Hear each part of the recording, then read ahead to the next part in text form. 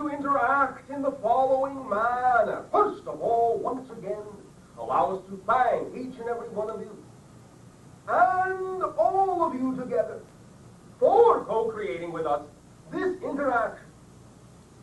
We always receive interaction with you as a great gift that allows us to experience all the different changes that your consciousness goes through and illuminates for us more and more and more of all the ways that creation has of expressing itself. We thank you for this exchange, first of all. And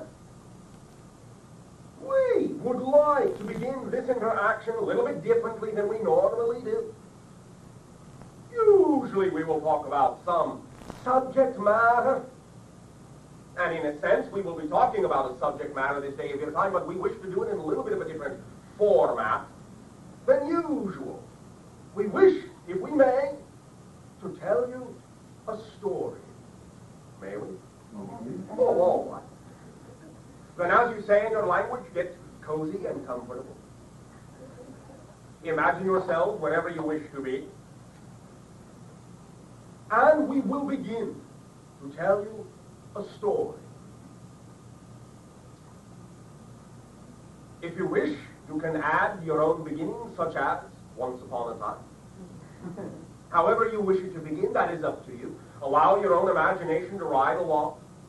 We will give you the framework, the skeleton, certain circumstances, and allow it to unfold in your mind's eye however you wish, to enrich it and flesh it out, as you say. And so, our story begins. And it came to pass that a long time ago, there were such systems whereupon the people were very oppressed and did struggle mightily for their freedom, but for naught.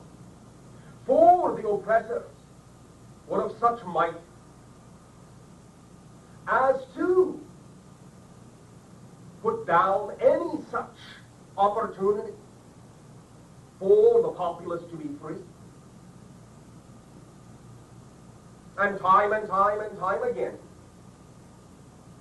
did factions of the population attempt to fight back, to break free, to gain their freedom in a variety of ways, and time again were they crushed, flattened, and once again brought back under the yoke of domination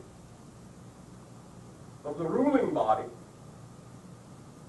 And as such, this progressed for a long time, until such time as those under the oppression decided, finally, with their own training, with their own meditation, with their own knowledge and understanding that they had gained secretly about how spirit works, how the universe exists, collectively, they decided that they would no longer reincarnate upon their planet, that they would begin a journey to play out their lives in another system altogether, and incarnate upon that system. They knew not where it would be, but they knew it must exist vibrationally, and that vibrationally, if they were able to extract themselves, extract their spirits to a certain level, that automatically they could find that vibration, find that frequency, and call the new system home. Their system, in their ancient language, had the name of Kuba. And thus the Kuba people, this collection, this group, finally allowed themselves to leave in spirit and were attracted to a new system, the system you now occupy, your solar system, and thereupon did incarnate into that system, upon the planet you understand as Mars many millions of years ago, that did then support life as you understand it, and did build for themselves at that time a thriving civilization, free from the oppression for quite some time. Quite some time. And thereupon, once ensconced in the system, did also thus incarnate upon the earth, and began to grow, and began to form new civilizations over time, until such time as certain circumstances occurred in the solar system, the entry of new bodies into the solar system that did cause disruption, displacement, and made life upon that fourth planet of Mars uninhabitable.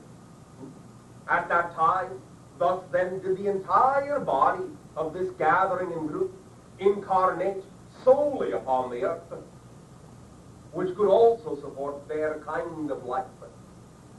Although it was somewhat different, it was close enough. That which was generated from the seed of earth, that which was altered upon the earth to sustain the connection to spirit, that was similar enough to begin life anew. Eventually, there were others from the original systems of Kuba that began to incarnate upon the earth. Some of them bringing with them some of the old ways, the old ideas of polarity, of light and dark, of oppression and denial, of guilt and fear, and thus did bring these ideas to the civilizations which grew upon the earth, that had been free of those ideas for many, many thousands upon thousands of years, and thus brought the dichotomy, the polarity, that which is called the idea of the fall, that which is called the idea of the expulsion from the garden, and once again seeded the idea of turmoil in the civilization, of conflict in the civilization, in and about what you call the Atlantean times, and thereupon, with that conflict and with that turmoil, did once again bring to the earth the energy of the ancient Orion system of Kuba, and thus caused upon the earth that which had not happened in many millennia, which shall be called the destruction of that civilization, the survivors of which spread to many lands before the time of destruction, and existed in those lands before that time and times thereafter, and grew with their knowledge and taught with their knowledge. Many of those civilizations also that had incarnated from other realms at that time. But their knowledge over time, because of the influence of the conflict and the polarity, diminished, dissolved. Much of their knowledge was lost over time, absorbed by the various civilizations and forgotten. Also forgotten the connection to the source of all, so that again the spirit became materialized to a heavy degree, as you say, so that again it caught itself up in the cycle of reincarnation upon the earth over and over and over again, in struggle and in strife, as it had been similar in the Kuba system. It was recognized that from the Kuba system, the vibrations of the earth radiated out, now that there had been more and more and more of the original vibration upon the earth. The original oppressors of the ancient Kuba systems, the Orion systems, did recognize those that had escaped them and sought to gain them back, and stretched out in many ways to bring them back under their dominion. They sought to do this in a variety of ways, but recognized that the only way that would, in their eyes, work would be to use the same technique and to reincarnate upon the earth, bringing with them their seeds of conflict, their seeds of fear. And so together they focused upon this idea and planned a large portion of their collective consciousness to move toward the earth, infuse the earth with that energy, and call it back under the dominion of their oppression. Now, by this time, there had been many offshoot races that had been created in other systems as well, that were part of some of the original systems many, many millions of years before this time. But they had gone to other systems and had kept themselves free of that oppression, remained in balance, and developed high levels of civilization in love and beauty. They recognized that there was the possibility upon the earth at that time of the infusion of more of the ancient negative energy. And they wondered what they could do to help.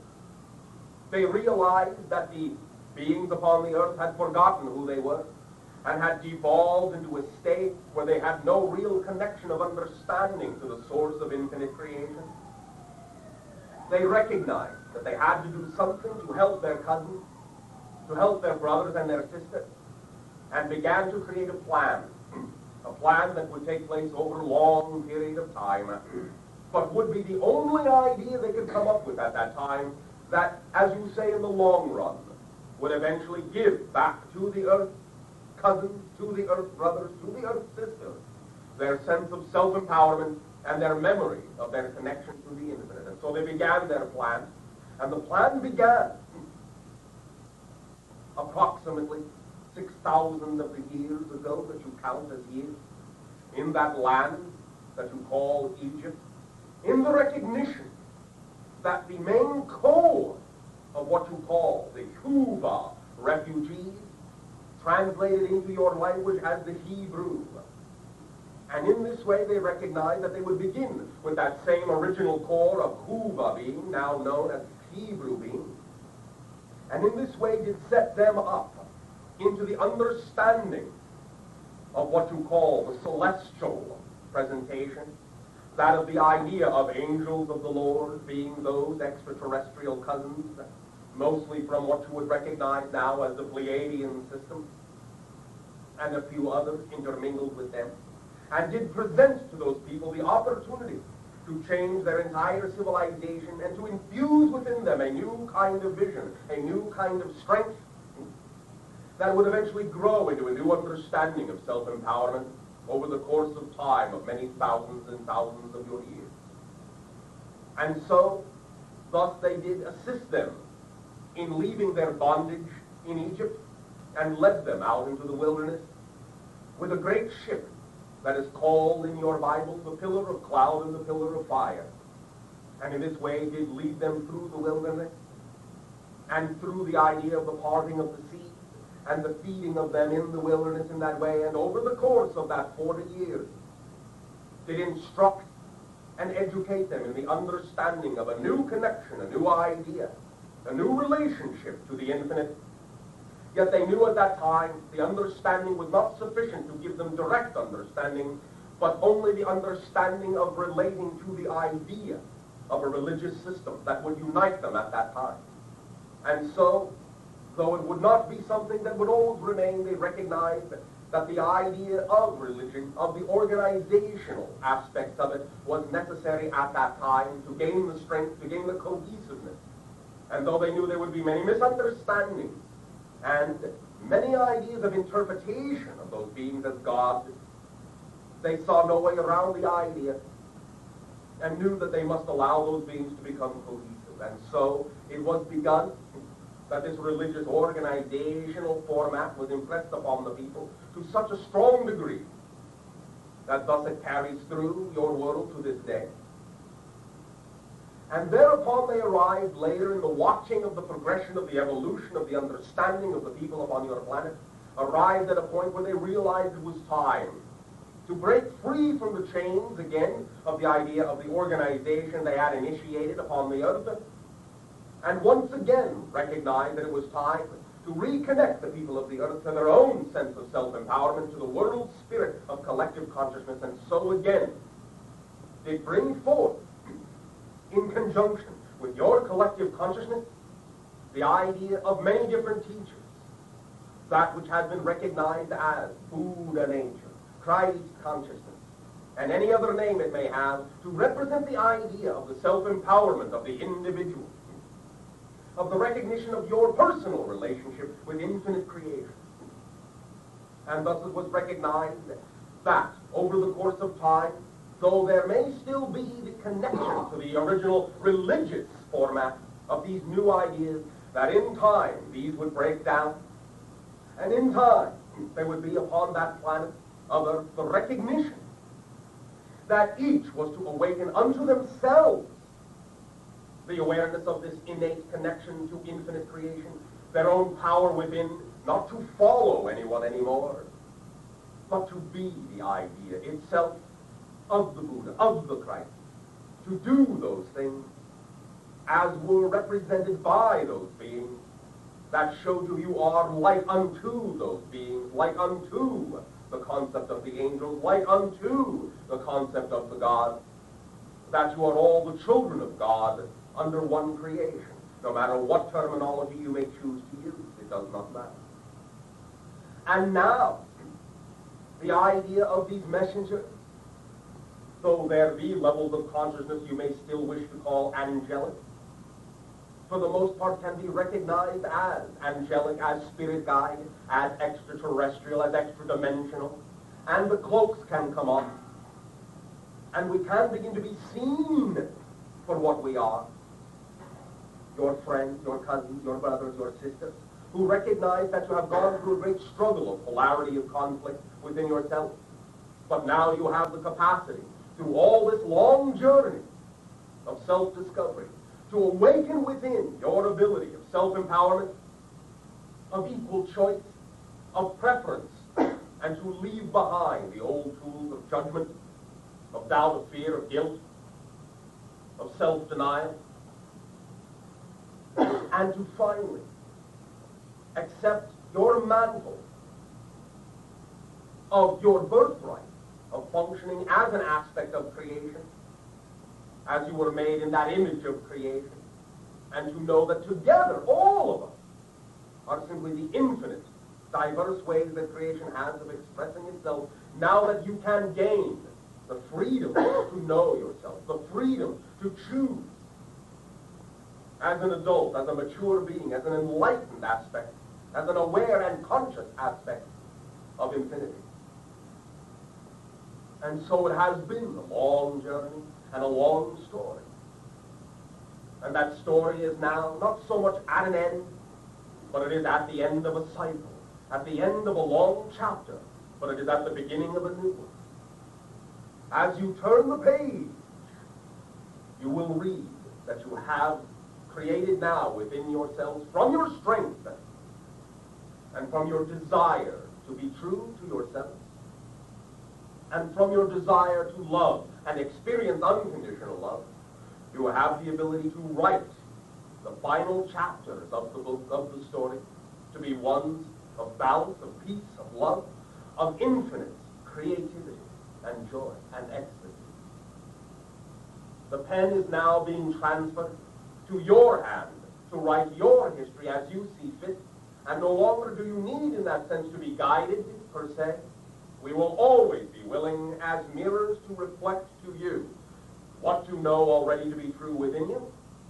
Always we will be your friends. Always we will be your cousins, your brothers, your sisters. Always we will share with you and play with you and talk with you and discuss. But you now know that the pen is in your hand.